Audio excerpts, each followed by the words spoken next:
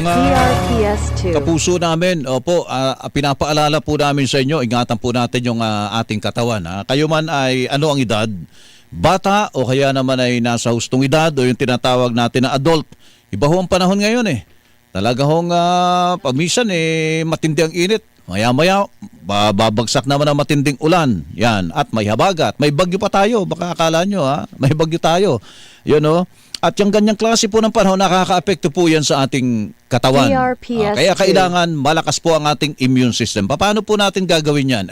Madalas namin sinasabi sa inyo, i-Immunomax nyo yan. Immunomax food supplement, mga kapuso. Ang Immunomax ay gawa sa CM Glucan, nagmula pa sa Switzerland. Available in capsule for adults at saka yung syrup for kids. Alin po dito yun? Yung capsule for adults, ito po yung palagi namin tinuturo sa inyo kasi baka magkabaliktad.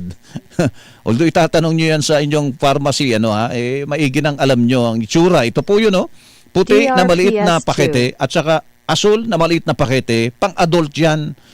Ito yung capsule for adults, Immunomax food supplement forte variant, itong kulay asul. Ito yung para sa bata. Yung kulay orange na paketeng matangkad at saka yung pangalawa sa matangkad na pakete, yan, kulay asul. Yan, syrup for kids, Immunomax food supplement, syrup for kids, Immunomax food supplement forte variant.